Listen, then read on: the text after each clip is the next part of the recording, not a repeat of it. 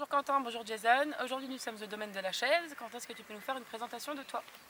Oui, bah écoutez, bonjour à tous. Donc, pour me présenter en quelques mots, Quentin Clou, 26 ans. Je domicile à Monnet. Dans la vie, pour parler un peu de moi, je suis commercial dans la menuiserie, la menuiserie Moreau pour pas citer. Ensuite, pour compléter mon activité, j'ai une entreprise de tout ce qui est chasse commerciale et pêche commerciale. J'ai plusieurs domaines, j'ai deux étangs. Le domaine de Madagascar, qui se situe à Vels, qui fait 36 hectares, où il y a une dizaine de postes. Et ici, le domaine de la chaise, qui est une gravière, où on peut accueillir entre 3 et 4 pêcheurs maximum. Parfait, très bien, merci Quentin. Jason, je te laisse prendre le relais avec les questions un peu plus techniques de pêche. Quentin, quand tu nous accueilles chez toi, en termes de pêche, en termes de poissons, avec quoi on peut s'attendre? Bah écoute, Jason, pour situer un peu, la chaise c'est une gravière qui fait 6 hectares. Voilà, donc on a des profondeurs d'eau qui vont de 5 mètres à 1 mètre, 80 cm à 1 mètre en queue d'étang. Pour vous dire la particularité de la chaise, excusez-moi, en plein milieu de l'étang il y a un puits gallo-romain qui alimente la gravière toute l'année. C'est pour ça qu'on a une eau assez claire. Justement c'est pour ça que c'est une gravière. À l'époque c'était une rivière. Le nid de la rivière passait en plein milieu de l'étang. On voit sur notre droite là-bas, vous verrez sur les vidéos prochainement, il y a une haie. C'est l'ancienne haie justement du nid de la rivière. C'est un plan d'eau qui est hyper sauvage, où il y a des poissons de souche, des communes qui sont vraiment combattantes. C'est pas une bassine, c'est très compliqué. C'est vraiment une pêche d'obstacles. C'est des poissons hyper méfiants, compliqués à prendre.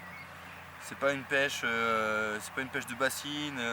Et alors attention, je ne critique pas du tout les bassines parce que j'adore ça aussi. Mais c'est vraiment très difficile. On est là pour 3 jours. On va essayer de prendre quelques poissons et de vous faire voir quelques images. Ok, donc du coup, quand on vient chez toi, quand on vient dans ton domaine, sur ta propriété, oui. Donc là on va chercher les poissons trophées. Limite trophées au niveau des couleurs, pas au niveau du poids. Voilà. Certes, j'ai compris, au niveau du poids, on verra ça plus tard. Par contre, au niveau des couleurs, au niveau du combat, au niveau de la touche, là on peut venir chez toi. Voilà, alors on cherche, comme tu as bien dit, on ne cherche pas des poissons de trophée au niveau du poids. Après, j'ai quand même quelques belles têtes. Ici à la chaise, vous allez trouver des poissons avec des beaux écaillages, des poissons combatifs, des communes sauvages, comme on peut trouver en rivière, en lac. Ce matin, quand tu es arrivé à la maison, on s'est dit ce serait peut-être bien de pêcher vraiment la queue d'étang. C'est vrai. Je me suis dit je pense que ça peut être bien. Il fait beau depuis une semaine et demie, les températures se réchauffent, l'eau est à 14 degrés. Pour nous, on pensait vraiment que le poisson est en queue d'étang, vraiment à se faire dorer la pilule tranquillement. On a pris le temps de prendre le bateau et d'aller voir dans la queue d'étang. Du coup, dans la queue d'étang, pas un pet d'activité, pas un poisson, rien du tout. Des fois, quand vous allez sur un plan d'eau, vous vous dites ce poste-là, la semaine dernière, il y a eu 50 poissons de fait. On va aller là, on va prendre des poissons. C'est pas vrai. Tout à fait. Toi, Quentin, tu connais le plan d'eau, tu fais comment là? Alors Jason, je connais le plan d'eau pas du tout, parce que tu l'as quand même pêché plus souvent que moi. C'est vrai. Tu l'as vraiment pêché plus souvent que moi.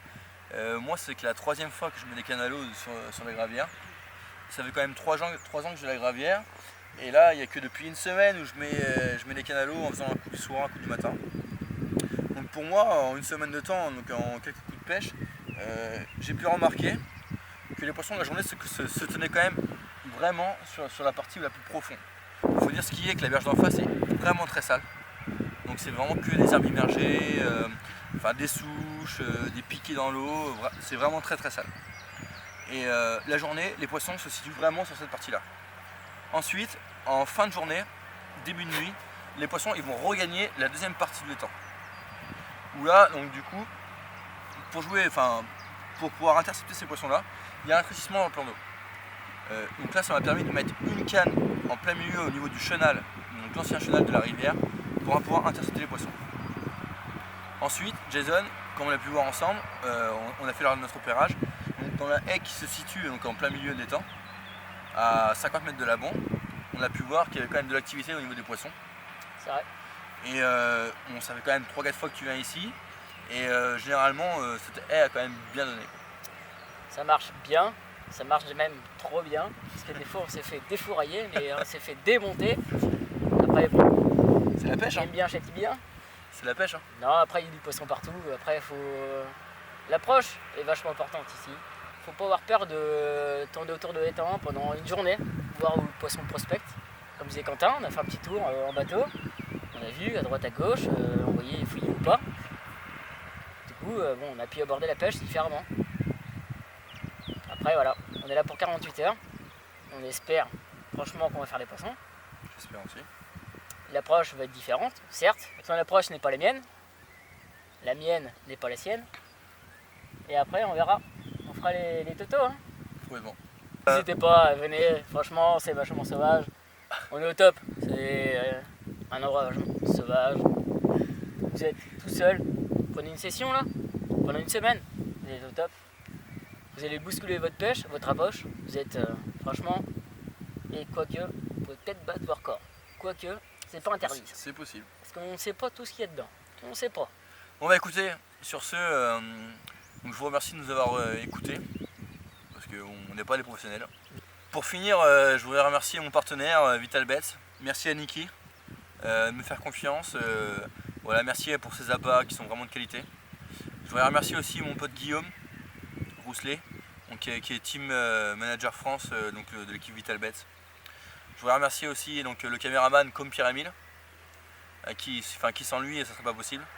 Merci à ma collègue Cynthia Alabès qui était sur ma gauche. Et je voudrais remercier mon pote Jason Viez, donc de l'équipe Au Focar. plaisir, au plaisir. Voilà. Donc d'avoir répondu présent à mon invitation. Avec plaisir. Donc à bientôt. Tchuss. À des bonnes aventures.